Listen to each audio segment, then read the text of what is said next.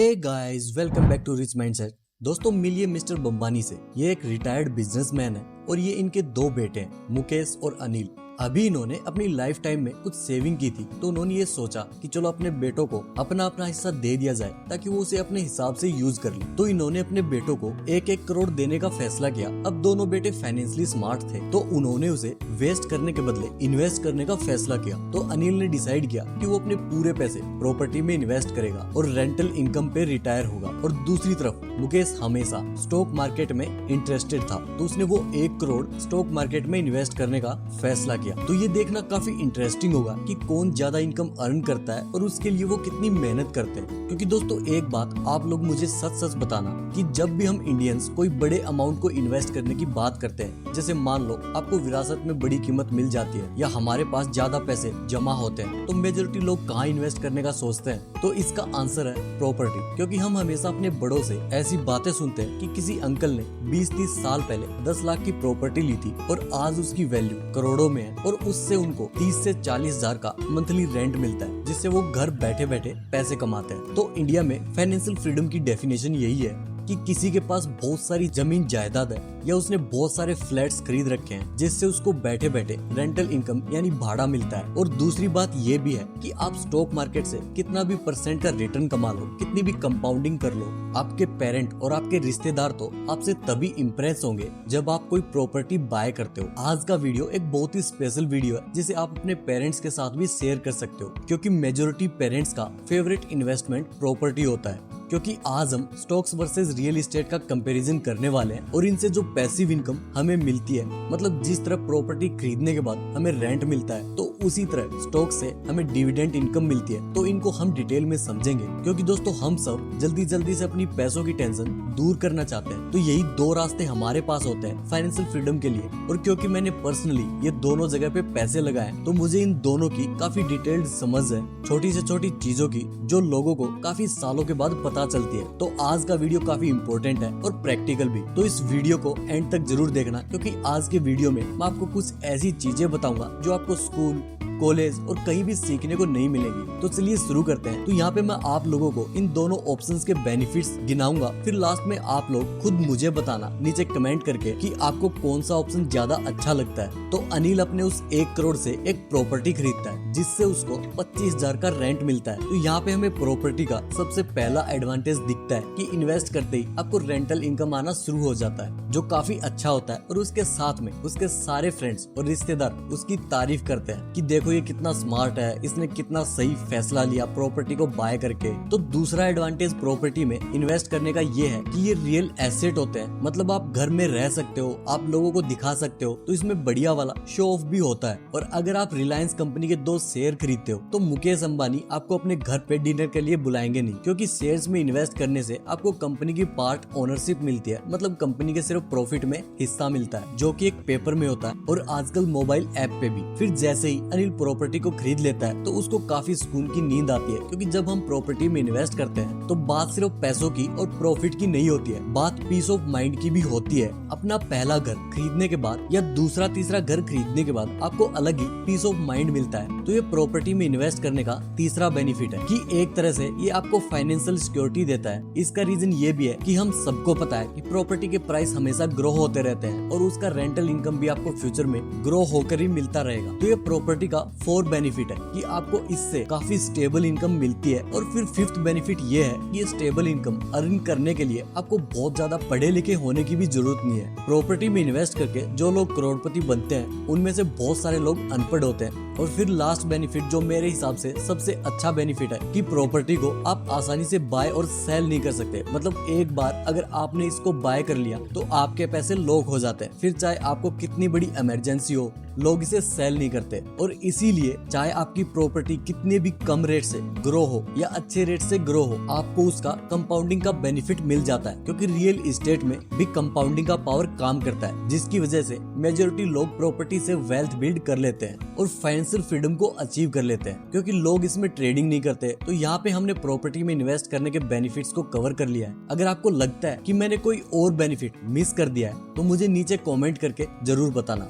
अब हम बात करते करते हैं मुकेश भाई बम्बानी की, जो स्टॉक्स में इन्वेस्ट करते हैं। तो काफी दिनों की रिसर्च के बाद मुकेश भाई ये डिसाइड करते हैं कि वो 10 अलग अलग हाई क्वालिटी कंपनीज में इन्वेस्ट करेंगे और एक अच्छा स्टॉक पोर्टफोलियो भी बनाएंगे। अब क्योंकि स्टॉक्स टेंजिबल नहीं होते, जैसे मैंने आपको पहले कहा कि आप इसमें रह नहीं सकते या आप इसका शो ऑफ नहीं कर सकते प्रॉपर्टी की तरह, तो इसलिए मुकेश भाई के पेरेंट्स और उसके कोई फ्रेंड्स भी उसकी तारीफ नहीं करते, क्योंकि उनको पता ही नहीं होता कि वो अपने पैसों का क्या कर रहा है। लेकिन स्टॉक्स में इन्वेस्ट करने से आपको कुछ अलग ही टाइप के बेनिफिट्स मिलते हैं जो लोग इमेजिन भी नहीं कर सकते, तो उसे हम अभी डिस्कस करने वाले हैं। तो सबसे पहला बेनिफिट ये है कि जब आप कोई प्रॉपर्टी बाय करते हो तो उस पे आपको 7% की स्टैंप ड्यूटी लगती है। ये एक तरह का टैक्स होता है जो आपको हर प्रॉपर्टी को बाय करते हुए पे करना होता है। फिर उस पे 1% का रजिस्ट्रेशन चार्ज होता है और 2% की ब्रोकरेज फीस अलग होती है, तो इसका टोटल होता है 10%। तो अनिल ने जो प्रॉपर्टी खरीदी होगी उसका 10% यानी 10 लाख उसने अलग से पे किया होगा, तब उसकी प्रॉपर्टी का प्राइस 1.1 करोड़ हो गया होगा। या फिर उसने 90 लाख की प्रॉपर्टी ली होगी जिसके लिए उसने 1 करोड़ खर्च किया होगा। अब स्टॉक्स को बाय करने का कितना कॉस्ट होता है, तो इसका आंसर है 0। पहले हमें 1% या 0.1% की ब्रोकरेज फीस देनी होती थी, या फिर डिस्काउंट ब्रोकर के साथ सिर्फ 20 रुपए पर ऑर्डर की फीस लगती थी। फिर चाहे आप कितना भी बड़ा ऑर्डर प्लेस करो। तो हम बात कर रहे थे प्रॉपर्टी और स्टॉक्स के बाइंग और सेलिंग कॉस्ट की। तो अगर मान लो आपको कोई ऐसा प्लेटफॉर्म मिल जाए जहाँ पे आपकी ब्रोकरेज फी नहीं लगती है, तो इसका मतलब ये नहीं है कि स्टॉक्स को बाय और सेल करते वक्त आपको बिल्कुल भी कोई चार्ज नहीं लगता, आपको फिर भी थोड़ी बहुत फी पे करनी होती है गवर्नमेंट और एक्सचेंज को। अब वो क्या है और वो कितनी है उसे हम समझ लेते हैं। तो आपको STD यानी सिक्योरिटी ट्रांजैक्शन टैक्स लगता है, जो बाय करते वक्त 0.1% का होता है। आप इंडिया में किसी भी ब्रोकर या किसी भी ऐप से स्टॉक्स को बाय करो, ये कॉस्ट आपको पे करना होता है उनकी ब्रोकरेज फी के अलावा। तो 0.1% मतलब 10 लाख के शेयर बाय करते वक्त 1000 रुपए की फी, और इन सारे कॉस्ट में से सबसे बड़ा वाला है सेबी फी। 1 करोड़ के स्टॉक्स बाय करने पे सिर्फ 10 रुपए की है, और ट्रांजैक्शन चार्जेस 0.0325% है, मतलब 1 करोड़ के शेयर्स बाय करने पे सिर्फ 325 रुपए। तो ऐसी और भी कुछ छोटी मोटी फी है जो इंडिया के सभी ब्रोकरेज प्लेटफॉर्म में होती है। जब भी आप अपने स्टॉक्स को बाय करने का ऑर्डर प्लेस करते हो तो ये फी उसी वक्त चार्ज हो जाती है, और क्योंकि ये फी इतनी छोटी होती है तो लोगों को पता भी नहीं चलता है। लेकिन क्योंकि हम एक काफी डिटेल एनालिसिस कर रहे हैं तो मैंने आपको बता दिया। तो उस छोटी सी फीस को भी एग्जैक्टली कैलकुलेट करने के लिए हम एक कैलकुलेटर को यूज कर लेते हैं। तो अगर मैं 1 करोड़ के शेयर्स बाय करता हूँ, मतलब किसी स्टॉक की कीमत मान लो 1000 रुपए है और हमने 10,000 शेयर्स बाय किए, 1000 इंटू 10,000 मतलब 1 करोड़ का इन्वेस्टमेंट, तो इस पे ब्रोकरेज हमें कुछ भी नहीं लगेगा, और टोटल कॉस्ट यानी कि सारे टैक्स को मिला के सिर्फ 10,000 का हो रहा है, जो बेसिकली गवर्नमेंट और एक्सचेंज को जा रहा है। तो 1 करोड़ की प्रॉपर्टी खरीदने पे आप ऑलमोस्ट 10 लाख खर्च कर रहे हो स्टैंप ड्यूटी, रजिस्ट्रेशन और ब्रोकरेज में। लेकिन स्टॉक्स में अगर आप वही 1 करोड़ का इन्वेस्टमेंट करते हो तो आपको सिर्फ ऑलमोस्ट 10,000 की फी लगती है, जो 100 गुना कम है। तो ये था स्टॉक्स का सबसे पहला एडवांटेज कि इसमें कोई भी हिडन कॉस्ट नहीं है बाय करते वक्त भी और बाय करने के बाद भी। जो भी कॉस्ट आपको लगता है वो मैंने आपको यहाँ पे बता दिया। लेकिन प्रॉपर्टी में बाय करने के बाद भी एक्स्ट्रा खर्चे होते रहते हैं जिसे लोग अक्सर कैलकुलेट करते नहीं है। तो ये स्टॉक्स का सेकंड बेनिफिट है कि इसमें बाय करने के बाद भी कोई मेंटेनेंस कॉस्ट नहीं होता। अब इंडिया में आपको रेंट 3% का मिलता है जिसे हम कहते हैं रेंटल यील्ड। अगर आप गूगल करो national rental average of India तो इसका आंसर 3% आएगा। कुछ सिटीज का कम ज्यादा हो सकता है, लेकिन हम ये 3% का एवरेज पकड़ लेते हैं। अब इस रेंटल यील्ड का मतलब ये होता है कि प्रॉपर्टी का जो प्राइस है उसका कितना परसेंट हमें रेंट में मिलता है पूरे साल में। जैसे अगर आप 1 करोड़ की प्रॉपर्टी लोगे तो उस पे आपको 25,000 का मंथली रेंट मिलेगा, जो साल का होता है 3 लाख। तो 1 करोड़ पे 3 लाख होता है 3%। लेकिन ये पूरा 3% यानी 25,000 का रेंट हमारे जेब में आता नहीं है, क्योंकि आपको वाटर, क्लीनिंग, सिक्योरिटी और ऐसी चीजों का कॉस्ट पे करना होता है हाउसिंग सोसाइटी को या म्युनिसिपल कॉर्पोरेशन को, और ये सारा कॉस्ट लैंडलॉर्ड के खाते में आता है। तो 1 करोड़ की प्रॉपर्टी पे आपको 3 से 4,000 रुपए का मंथली कॉस्ट आता ही है। फिर इसके ऊपर आप प्रॉपर्टी पे कलर, इंटीरियर और रिपेयर का खर्चा करोगे हर 2-4 सालों में, तो ये सब भी ओनर को ही करना पड़ता है। तो ये सब मिला के हम 5,000 का मंथली मेंटेनेंस पकड़ लेते हैं। तो अब हमारे पास 25,000 नहीं बल्कि 20,000 हर महीने बचता है। मतलब साल का 2.4 लाख, जिसको हम 1.1 करोड़ से डिवाइड करेंगे क्योंकि हमने 10 लाख एक्स्ट्रा स्पेंड किया था, तो अब ये 2% का रेंटल इनकम हो रहा है। स्टॉक से हमें 1% का डिविडेंड इनकम मिलता है, प्रॉपर्टी से 2% का। तो अभी भी प्रॉपर्टी का इनकम स्टॉक से ज्यादा है, लेकिन सबसे इम्पोर्टेंट चीज होती है ग्रोथ। आप कंपाउंडिंग से एक छोटे से बीज को भी एक बहुत बड़े पेड़ में ग्रो कर सकते हो। बहुत सारे लोग ये चीज फाइनेंशियल वर्ल्ड में समझ नहीं पाते, इसलिए वो मिडिल क्लास ट्रैप में फंसे रहते हैं। तो आप लोग इस पार्ट को ध्यान से समझना। सेंसेक्स पिछले 20, 30, 40 सालों में 15% के रेट से ग्रो होते आ रहा है। तो यहाँ पे इस वीडियो के लिए हम स्टॉक मार्केट से 15% अज्यूम करेंगे, ज्यादा नहीं। जबकि एक्चुअली में अगर आपको लगता है कि सेंसेक्स को बीट करना मुश्किल है, तो शायद आपको कंसिस्टेंट कंपाउंडर स्टॉक्स के बारे में पता नहीं है, जो कंसिस्टेंटली 18, 20, 25% की रेट से पिछले काफी सालों से ग्रो होते आ रहे हैं। तो इस वीडियो में हम स्टॉक मार्केट से 15% से ज्यादा की उम्मीद नहीं रखेंगे, और रियल इस्टेट से भी आप लॉन्ग टर्म में 10% से ज्यादा की उम्मीद नहीं कर सकते। अब आप पूछोगे कि ये 10% मैंने क्या हिसाब से कैलकुलेट किया है, तो इसका आंसर है प्रॉपर्टी प्राइस इंडेक्स। जिस तरह हमारा सेंसेक्स और निफ्टी होता है जो एक स्टॉक का इंडेक्स है, उसी तरह हमारे पास प्रॉपर्टी का भी एक इंडेक्स होता है, जिसमें इंडिया की अलग अलग सिटीज की प्रॉपर्टीज की प्राइस को ट्रैक किया जाता है। तो यहाँ पे आप देख सकते हो कि इंडेक्स 2010 में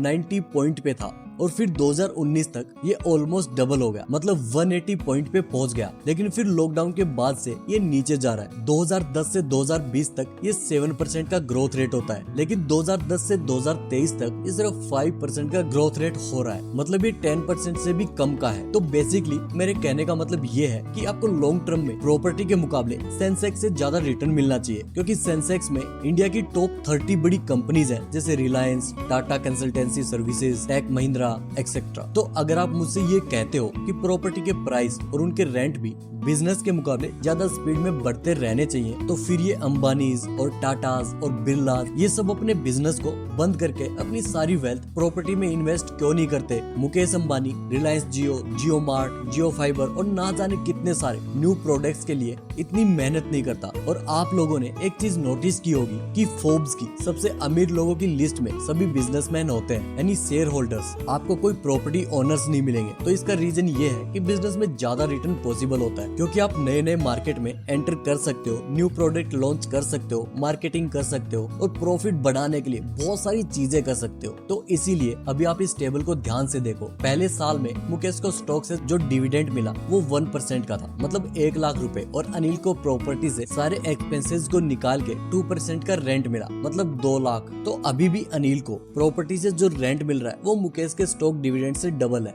2 गुना। तो अगर यहाँ पे कोई भी इंसान जब ये चीज देखेगा तो वो सब यही कहेंगे कि प्रॉपर्टी बेस्ट है, इसमें कंपैरिजन ही नहीं है। लेकिन फ्यूचर में क्या होगा ये देखना काफी इंटरेस्टिंग होगा, क्योंकि अगर आप 10% के बदले 15% के रेट से अपनी इन्वेस्टमेंट ग्रो करते हो, जैसे मुकेश अपने स्टॉक पोर्टफोलियो को ग्रो करता है, तो 15 साल बाद आप देख सकते हो कि स्टॉक के डिविडेंड इनकम प्रॉपर्टी के रेंट से ज्यादा हो गई है। भले ही वो प्रॉपर्टी का रेंट 2% का है, फिर भी वो 1% का डिविडेंड अमाउंट उससे ज्यादा हो गया है। अब आप सोच रहे होंगे कि ये कैसे पॉसिबल हो सकता है, तो इसका आंसर है पावर ऑफ कंपाउंडिंग। आपकी वेल्थ कितना स्पीड में ग्रो हो रही है वो सबसे इम्पोर्टेंट चीज होती है। इसीलिए ये रिच बिजनेसमैन और दुनिया के अमीर लोग दिन ब दिन और ज्यादा अमीर बनते रहते हैं, और मिडिल क्लास लोग वहीं के वहीं रह जाते हैं, क्योंकि रिच लोगों की सबसे ज्यादा वेल्थ स्टॉक्स में इन्वेस्टेड होती है, और मिडिल क्लास लोगों की सबसे बड़ी वेल्थ प्रॉपर्टी में होती है। और एक और चीज अगर आप यहाँ पे नोटिस करोगे तो ये अनिल और मुकेश की इनकम का डिफरेंस फ्यूचर में और ज्यादा बढ़ता रहेगा, यानी कि एक टाइम ऐसा आएगा जब मुकेश का 1% का स्टॉक अनिल के 2% के रेट से डबल, ट्रिपल और मल्टीपल हो जाएगा। और इसीलिए रिच और मिडिल क्लास लोगों का गैप भी फ्यूचर में बढ़ता रहेगा, यानी कि रिच लोग और अमीर बनेंगे और मिडिल क्लास लोग और ज्यादा स्ट्रगल करते रहेंगे। तो ये था स्टॉक मार्केट का तीसरा और बहुत ही इम्पोर्टेंट एडवांटेज, कि यहाँ से आपका प्रॉपर्टी के मुकाबले कैपिटल भी ज्यादा स्पीड में ग्रो होना चाहिए, और आपकी इनकम भी, क्योंकि ये इकोनॉमिक्स का बेसिक फंडा है कि जिस भी कंट्री में प्रॉपर्टी के प्राइस वहाँ के बिजनेस से ज्यादा स्पीड में ग्रो होते हैं, तो उस कंट्री में कुछ प्रॉब्लम होगी। थोड़े टाइम के लिए ऐसा हो सकता है, जैसे 5-10 साल के लिए प्रॉपर्टी का प्राइस ज्यादा स्पीड में बढ़ गया, लेकिन हमेशा ऐसा नहीं हो सकता, क्योंकि फिर उस कंट्री में कोई बिजनेस करेगा ही नहीं। सब लोग प्रॉपर्टी लेके आराम करेंगे, और अगर कोई बिजनेस नहीं करेगा तो लोगों को जॉब जॉब मिलेंगे कैसे, और अगर लोगों को जॉब नहीं मिलेंगे तो फिर लोग रेंट पे करेंगे कैसे, और महंगी महंगी प्रॉपर्टी को खरीदने के लिए लोग पैसे लाएंगे कहाँ से। तो इसीलिए ये बिजनेस यानी स्टॉक्स पूरे इकोनॉमिक्स के पिरामिड पे सबसे टॉप पे होता है और होना भी चाहिए। फिर इसके अलावा स्टॉक और डिविडेंड का फोर्थ बेनिफिट ये है कि इसको मैनेज करना काफी इजी होता है। जैसे रेंट आपको हर महीने लेने जाना होता है। बहुत सारे प्रॉपर्टी ओनर्स का सपना होता है कि उन्हें बिना मांगे उनका रेंट उनके बैंक अकाउंट में मिल जाए, क्योंकि काफी बार रेंट डिले हो जाता है क्योंकि वो किराएदार को जॉब से निकाल दिया गया या उसकी फैमिली में किसी का हेल्थ इश्यू आ गया। लेकिन डिविडेंड्स आपको बिना बोले मिल जाते हैं। और फिर लॉ के हिसाब से अगर आपका रेंट एग्रीमेंट 12 महीने से ज्यादा का है तो फिर उस एग्रीमेंट को आपको प्रॉपरली रजिस्टर करना होगा, जिसकी एक अलग फी और स्टैंप ड्यूटी होती है। तो इसीलिए लोगों ने इसका सोल्यूशन ये निकाला कि लोग अक्सर रेंट एग्रीमेंट 11 महीने का बनाते हैं ताकि फी कम हो। तो उसके लिए हर 11 महीने में प्रॉपर्टी ओनर को एक बार तो वहाँ जाना होता है जहाँ आपकी प्रॉपर्टी है। तो ऐसे में अगर आप अपनी सिटी चेंज करते हो या कहीं घूमने के लिए जाते हो तो आपको इसकी काफी डिफिकल्टी होगी, क्योंकि अगर आपके पास एक दो प्रॉपर्टी है तो शायद आपके लिए इतना मैटर नहीं करेगा। लेकिन अगर आपके पास मल्टीपल प्रॉपर्टीज हैं तो फिर ये एक बहुत बड़ा इश्यू हो सकता है, क्योंकि मैं ऐसे काफी सारे लोगों को जानता हूँ जिनके पास 4-5 प्रॉपर्टीज हैं और उनका दिन भर का मेजोरिटी टाइम अपनी प्रॉपर्टीज को मैनेज करने में निकल जाता है। तो मेरे हिसाब से ट्रू फाइनेंशियल फ्रीडम की डेफिनेशन को ये मैच नहीं करता है, क्योंकि आप एक लोकेशन पे बन जाते हो। आपको प्रॉपर्टी को मैनेज करने से लेके पूरा ट्रांजैक्शन को खुद ही मैनेज करना होता है। और फिर अगर आपको अपनी प्रॉपर्टी को अर्जेंटली सेल करना है तो फिर आपको उसे लॉस में ही सेल करना होगा। जैसे मान लो आपकी प्रॉपर्टी की फेयर वैल्यू यानी कि सही कीमत 50 लाख की है और आपको अर्जेंटली उसे सेल करना है, तो उस पे आपको 5 से 10 लाख रुपए का लॉस लेके बेचना होगा। अर्जेंटली सेल करने में आपको कभी भी फेयर वैल्यू मिलती नहीं है और रियल एस्टेट में भी मार्केट क्रैश आते हैं, बस हमें उनका प्राइस ग्राफ दिखता नहीं है। क्योंकि अगर आपको कोरोना वायरस के बीच में अपनी 50 लाख की प्रॉपर्टी बेचनी होती तो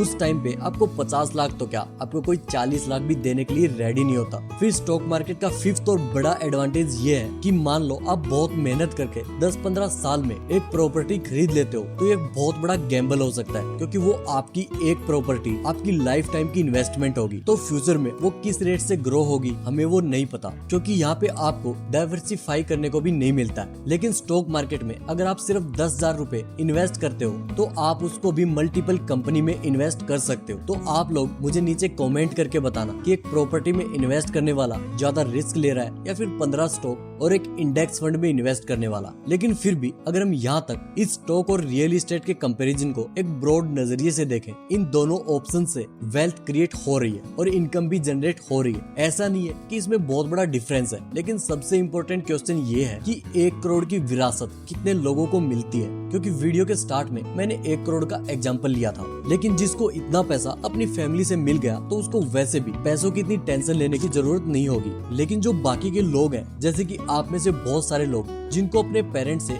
1 करोड़ तो क्या लाखों रुपए भी नहीं मिले होंगे, तो फिर हम क्या करें। तो इसीलिए स्टॉक मार्केट का 6th और सबसे बड़ा एडवांटेज ये है कि यहाँ पे आप एक बहुत ही छोटे अमाउंट से भी इन्वेस्टमेंट शुरू कर सकते हो। तो इसीलिए मेरे हिसाब से प्रॉपर्टी रिच लोगों को और रिच बनाती है और मिडिल क्लास लोगों को एक ट्रैप में फंसा देती है, क्योंकि जिन लोगों के पास ज्यादा पैसे नहीं होते तो वो लोग इसके लिए लोन लेते हैं और फिर वो उसके लिए 20 से 25 साल या अपनी पूरी लाइफ लगा देते हैं। तो जो प्रॉपर्टी 10 से 12-15% के रेट से ग्रो होती है उसके लिए वो 8 से 10% का इंटरेस्ट बैंक को दे देते हैं। तो आप लोग मुझे ये बताओ कि इसमें वेल्थ क्रिएट होगी कैसे। जितनी ग्रोथ आपको मिलने वाली थी उतना तो आपने इंटरेस्ट पे कर दिया बैंक को। इसके साथ में लोग लोन का स्ट्रेस अलग ले लेते हैं, जिससे लोग अपनी लाइफ में और करियर में सही फैसले ले नहीं पाते, जिसकी ज्यादा डिटेल्स मैंने इस वीडियो में कवर की थी। तो स्टॉक मार्केट आपको एक मौका देता है बिना लोन के झंझट से डायरेक्ट फर्स्ट डे से ही अपनी वेल्थ बिल्ड करना शुरू कर दो और आपकी जितनी कैपेसिटी है आप उसके हिसाब से ही अपनी इन्वेस्टमेंट करो।